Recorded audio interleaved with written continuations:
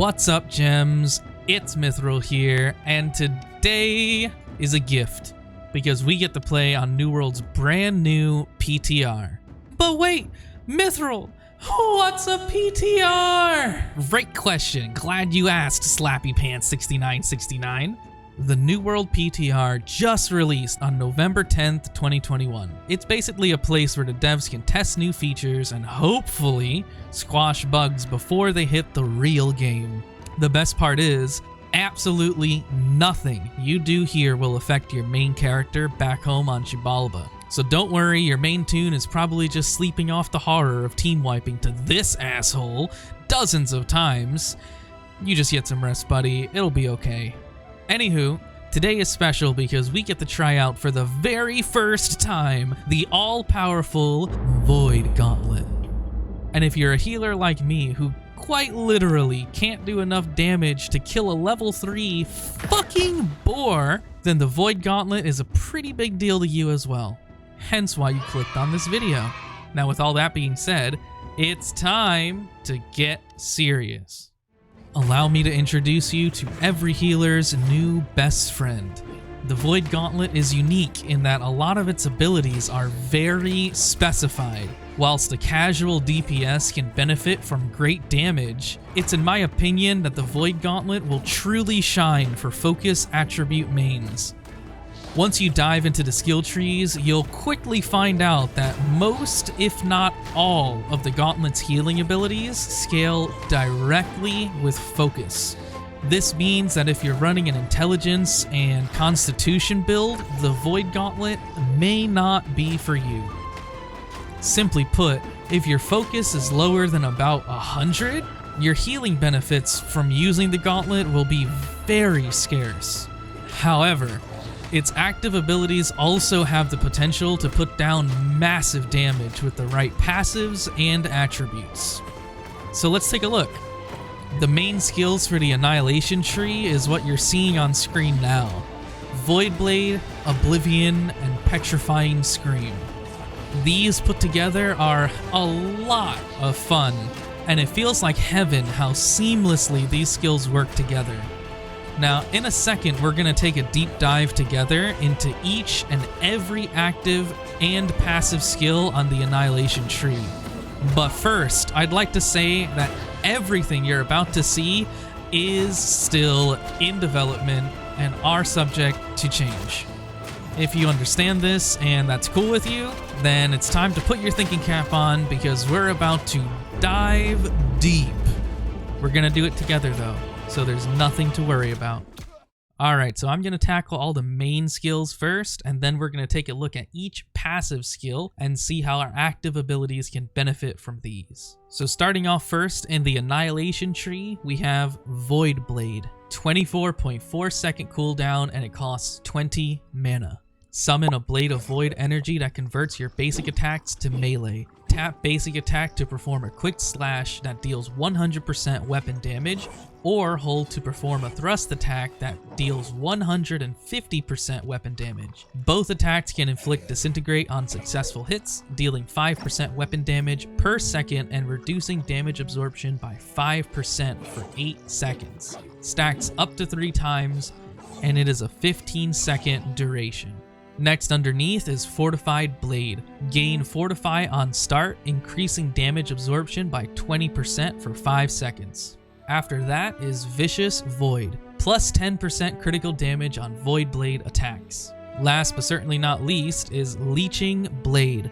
Successful thrust attacks heal self for 5% weapon damage per disintegrate stack on target. Scales exclusively with focus.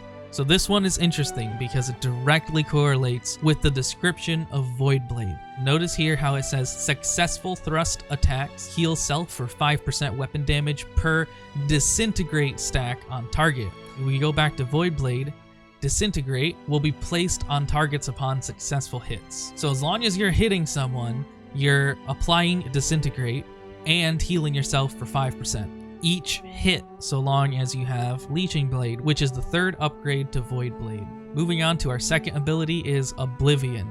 With a 19.5 second cooldown, this ability costs 30 mana. Summon a circular rift of void energy at your feet that deals 30% weapon damage per second to enemies and grants Empower to self and friendlies, increasing damage by 20%. It has a 5-meter radius and a 6-second duration. Its first upgrade is Withering Oblivion. Your attacks inflict weaken to targets inside the radius, reducing their damage by 5% for 5 seconds per hit. This stacks up to 3 times. So if they're inside the ring long enough, it will stack.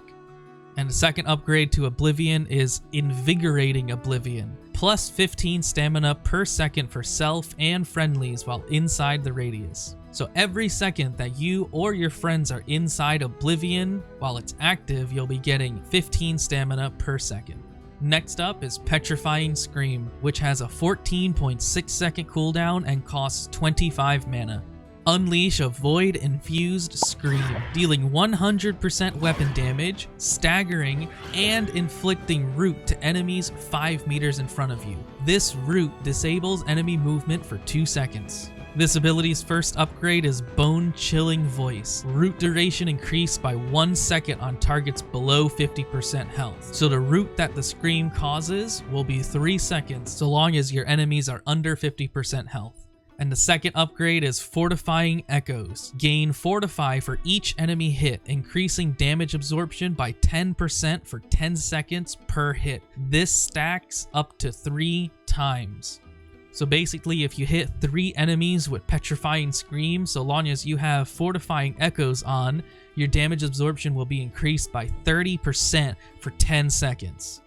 And now we're going to check out the passive abilities. First is Forsaken Pact. Plus 10% damage while below 50% mana. That one's pretty self-explanatory. Next is Keen Humility. Plus 10% critical chance while all abilities are on cooldown. So if you're fresh out of abilities, Keen Humility will get you a 10% critical chance. To what? Basic fucking attacks? This is a stupid ability. I hate that ability. Next is Empowering Proximity. Gain Empower while casting abilities within 5 meters of an enemy. Increases damage by 10% for 5 seconds, and this stacks up to 3 times. So if you're up close and personal to 3 or more mobs, when you cast your abilities within 5 meters from them, your damage can potentially increase by up to 30% for 5 seconds, since this stacks 3 times. Next is Refreshing Frailty. Plus 5% cooldown reduction on all abilities when successfully hitting enemies afflicted by 3 or more debuff stacks. Now, I'm not sure if this applies to debuffs that your team has put on an enemy, but if so, this could be an incredibly useful skill to have. Next is Keen Confidence. Plus 10% critical chance while above 50% health. That's an easy pickup. I would always choose to have a higher crit chance. Next is Refreshing Precision. Plus 10% cooldown reduction on all abilities upon a critical hit. So with Keen Confidence, you already have a plus 10 critical chance, and with Refreshing Precision, you'll get a 10% cooldown reduction on all your abilities if you land a critical hit. Next is Efficient Harvest. Harvest Essence health drain is reduced by 50% while below 25% mana. While performing Harvest Essence, your health drain is reduced by 50%, but only when you're under 25% mana. Make sense? Next is Leeching Agony. On critical hit, gain health equal to 15% of damage done or damage dealt. So if you land a lot of critical hits, you'll be healing yourself for 15% of the damage dealt on the critical hit, which is typically higher than your average attack. So above average healing, some would say. And at the very bottom is the ultimate skill of the Annihilation tree, Void Caller. Upon successful ability hit, gain a stack of Void Essence. At 6 stacks, consume all stacks and gain a 3-meter aura that heals self and friendlies for 30% weapon damage and deals 30% weapon damage per second to enemies within. Healing scales exclusively with focus. This has a 5-second duration and it's a 20-second cooldown. So this ability is really interesting. Not only are you healing yourself and friendlies for 30% of your weapon damage every second for 5 seconds, you're also dealing 30% of your weapon damage per second to any enemy within your 3-meter aura. That's it for the Annihilation tree. This video took me about 22 hours to make within the past 3 days. So if you could, consider hitting that like button. I'd really appreciate it because it helps the channel grow and lets me know I did a good job. With all that being said, I can't wait to see you guys in the next one. Peace, guys.